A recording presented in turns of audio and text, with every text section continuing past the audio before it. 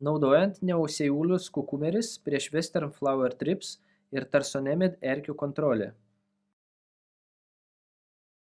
Neoseiulus kartais vadinamas Amblyseus. Kukumeris yra grobuoniškos erkės, Western flower thrips ir Tarsonemid naudojami braškėse. Jos suėda kitų rūšių erkes, taip pat ir tas, kurios atvežamos kartu su jomis kaip maisto šaltinis. Šie kenkėjai gali rimtai pakenkti uogoms ir lapų žiedų stiebeliams. Nuostoliai gali būti labai dideli. Neoseiulus yra dviejų rūšių – nepakuoti produktai ir pakuoti produktai. Nepakuotas produktas yra mišinys suaugusių erkių ir jų maisto. Tai greičiau suveikia prieš kenkėjus ir reikia keletas kartų. Mažose popieriaus maišeliuose yra veisimo kolonija ir maisto erkutės. Plėšrūnai atsiranda lėtai per ateinančias 6 savaites nuo skylės atidarymo pakete. Tai užtikrina nuolatinį žemą kenkėjų populiaciją. Saugoti nuo tiesioginių saulės spindulių, pageidautina tamsoje.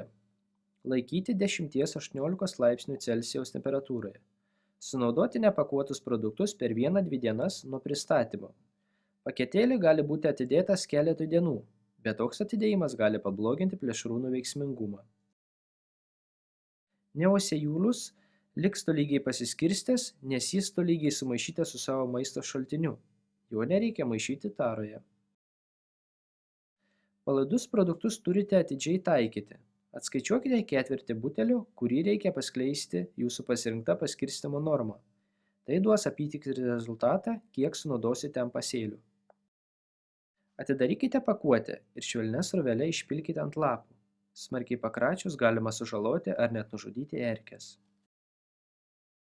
Paketėlėje yra žinoma, kiek iš viso erkių išleidžiama ir gamintojai suteikia rekomendacijas dėl pasėlių tankumo paketėliuose. Jie turi būti laikomi atokiau nuo lietaus ar balų. Rezultatams prireiks laiko su biologinės kontrolės procedūromis, kadangi plėšrūnų skaičius turi padidėti prieš įveikiant kenkėjus. Pasirinkite tinkamą paskleidimo normą. Keli mažesnių dozių pasirinkimai įveikia tiek nelygumus aplikatoriaus butelėje bei išlygina plėšrūnų pasiskirstymą.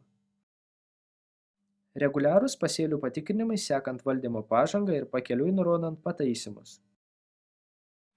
Western flower thrips geriausia naudoti visame lauke, kadangi kenkėjai yra mobilūs. Tarsonemid erkė gali būti neaktyvios pasėliuose. Didelės kolonijos matomos kaip dėmės. Dėmės matomos ant parudavusių ir susisukusių lapų, kurie parodo, kur yra židinys. Plėšrūnus geriausia naudoti ant židinio, tai sunaikina židinį. Netinkamai panaudoti plėšrūnai gali padidinti kenkėjų koloniją.